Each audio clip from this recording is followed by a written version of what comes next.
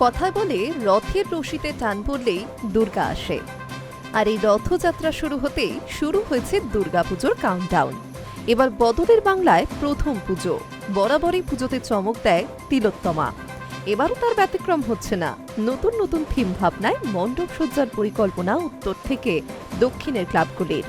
তবে এবারের দুর্গাপুজোয় শহরবাসীকে কার্যত সবচেয়ে বড় চমক দিতে চলেছে উত্তর কলকাতার শ্যাম স্কয়ার। কারণ পুজোর সঙ্গে প্রথমবার জুড়বে পিসি সরকারের ম্যাজিকের মায়াজাল। হ্যাঁ, ঠিকই শুনছেন, শ্যাম স্কয়ারের এবারের বিশেষ আকর্ষণ খোদ জাদু সম্রাট পিসি সরকার। নিজের মায়াজালে যেভাবে দর্শকদের আকৃষ্ট করেন তিনি, এবার সেই অনুভূতিই হবে এই পুজোয় পা রাখলে। আসলে এর আগে কখনো আসতো মেট্রো রেলের থিম কিংবা পুজোর সঙ্গে কৃত্রিম বুদ্ধিমত্তাকে জুড়ে চমকে দিয়েছেন শিল্পী সুবল পাল। এবার তার সৃজনেই জাদু সম্রাটের ছোঁয়া। ইতিমধ্যে পিসি সরকার ও তার পরিবারের সঙ্গে কথা বলেছেন উদ্যোক্তা এবং শিল্পী সুবল পাল। এহেন উদ্যোগে আপ্লুত ম্যাজিকের মহারাজও। পুজোয় সব রকম সহযোগিতার কথা জানিয়েছেন তিনি।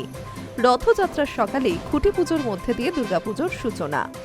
সেই শুভারম্ভে উপস্থিত ছিলেন জুনিয়র পিসি সরকার সহ পরিবারের সদস্যরাও।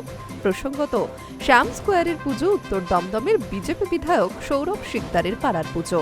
বর্তমানে তিনি নিউ আলিপুরের বাসিন্দা হলেও তার আদি বাড়ি সেখানেই। ছোট থেকে সেখানেই বড় হয়েছেন তপন শিকদারের ভাইপো সৌরভ শিকদার। বিধায়কের ছেলেবেলার সঙ্গে এই পুজোর নানা স্মৃতি আজও জড়িয়ে। বহু ঘাত প্রতিঘাত পেরিয়ে এই পুজো এবার ম্যাজিক দেখাবে গোটা শহরবাসীকে। সৌরভ শিকদার জানিয়েছেন, এবার দুর্গাপুজোর মানচিত্রে বিশেষ জায়গা করে নেবে শ্যাম স্কয়ার, যা অন্য কোনো পুজো ভাবতেই পারেনি। সেটাই এবার শ্যাম স্কয়ার করে দেখাবে।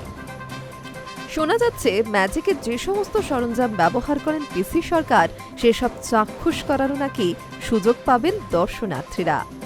এমন খবর বাঙালির পুজো উন্মাদনাকে যে কয়েক গুণ বাড়িয়ে দেবে, তা বলার আর অপেক্ষা রাখে না। সব মিলিয়ে পালা বদলের বঙ্গে রথযাত্রাতেই ঢাকে কাঠি পড়ল শ্যাম স্কয়ারের পুজোয়। Hi News network.